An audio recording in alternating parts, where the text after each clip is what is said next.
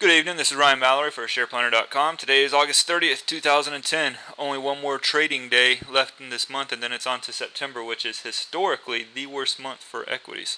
So if these past few trading days or a couple of weeks here are any indication of how September is going to play out, then we could be set up very well to the short side.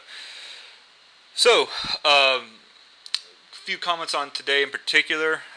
We had the big rally on Friday.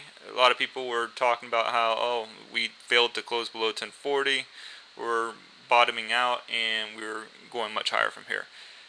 The best thing that the bulls could have done today is not so much close below 1040. Of course, that would have been great, but that wasn't what I was looking for. I was looking for them to take away most, if not all, of the gains from the previous day. And it can be said that we took just about all of the gains from Friday, which should cause the bears to get a little bit, or the bulls to get a little bit desperate, just from a psychological standpoint. Because when you think about it, you're constantly seeing your profits getting eroded and eroded and eroded, and then you get a bounce, and you think, oh, okay, maybe I held on just long enough for us to get the bottom in, and now we're going to start taking back some of these losses that I've been incurring over the last few days or few weeks. And then all of a sudden, Monday comes, which is typically a good day for the markets to be rallying. Now, the last couple of weeks, I don't think it's been that way. But I would say over the course of this past year, it has, particularly with some of the M&A activity that's been going on lately. But Monday rolls around, and we sell off right from the get-go. We were actually up pretty high Sunday night in the futures markets, and from around 9 or 10 o'clock at night, I think it was, we just started, gradually selling off. And today the selling was very nice and orderly. There wasn't a lot of rallies during the day. There was a couple attempts, but the bears pretty much had a handle on that throughout. We're constantly putting in new lows on both the high end and on the low end. So I think today was an excellent day and could set us up for even more downside tomorrow. I can't say that for sure, but if I was a betting man, I would say we are. And I guess if you're trading like I am, you're betting on probabilities, right? So I guess I am a betting man. In any case, today was a good day. We took most of the bulls' gains from Friday away. They're going to be a little bit demoralized today. A lot of them might just say, I'll take whatever profits I have left from Friday and call it quits. So hopefully we get a little bit of that action again tomorrow. Looking at a few of the stocks in portfolio, one of note, Urban, URBN. I did take my gains in this one. I had a a cover order at 30.44. Stock closed at 30.70. I basically took my gains off the table on that one, closed out the position, and went cash there. Reason being I didn't wait for tomorrow is because if we do get a bounce, there's a lot more that I stand to lose off of a bounce than I stand to gain off of a sell-off tomorrow. So I was within about 1% of my target or so. At that point, I'm ready to take my gains off the table and move on to the next trade. I did like Urban though. I mean that's probably been one of the best performing stocks here over the past couple of weeks. It's done very well. But now it's off the table, and if we do get a bounce at it in the coming weeks ahead, then I'll have no problem reshorting that stock. But as you can see, the stock performed perfectly to plan. I got in, I believe, probably around mid-month here, and since I got in, it just consistently sold off according to plan. So nothing wrong with that trade there. OMI still trading within the channel, trying to continue to move lower.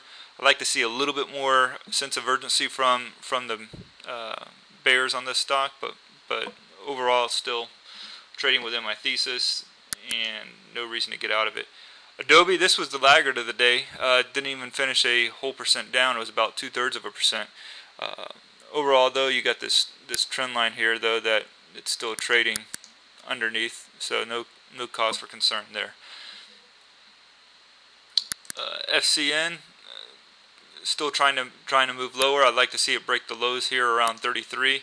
It closed basically right at it, so tomorrow will be important for it to close close a little bit below that at least. That's Adobe. We already gone over that. Dillard's. This was prior to today one of my most recent additions to the portfolio. Might not be able to see it with all the moving averages and trend lines here, but a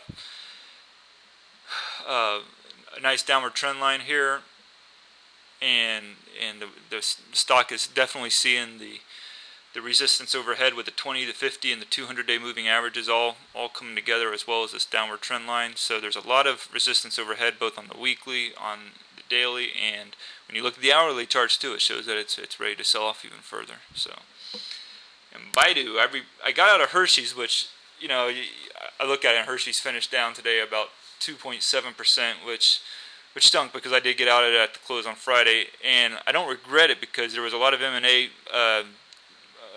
chatter going on between them and Nestle, and I just didn't feel like I wanted to take a chance. I knew there was a 99% chance that there would be no merger between the two come Monday, but if there was, I could stand to lose 50% on it, and frankly, that was not something I was wanting to stomach over the weekend. And if it did come to pass, I would just kick myself in the tail because I knew of the risks beforehand, and I didn't adhere to them, so I got out of it. But I did replace it with Baidu, which basically gave me the same exact performance. It went down 2.6%, so I was basically able to cover most of the gains that I would have gotten in Hershey's. But this stock here, it has been on a remarkable uptrend of late. You can see this trend line going right up here. But then recently, it's actually broken it and closing below the 50-day moving average, and it is already below the 20-day moving average. And we have a series of lower lows or lower highs. I have a hard time saying those correctly sometimes. But we have two lower highs in place here. We have consecutive lower lows. So the stock definitely shows a lot of potential downside to it. I would like to cover this stock around $69, which will put it right about here on the chart, which is where there is some decent support there at. And then DGX still trading within that expanding channel line there, and I could see this stock going much lower. Is probably around 42 or so before I would start taking gains off the table. The T2108, I did publish it this weekend, but as you can see, we moved much lower today after on Friday's rally, which did push it up a little bit. So everything's still looking pretty bearish at the moment. I don't really have any reason to start getting nervous to where I feel like I'm going to get a major short squeeze here in the next few days. So I'm holding tight with my positions, and I'm about 52% short. I wish I was a little bit more, but according to the way I trade, that's about where I want to be at right now.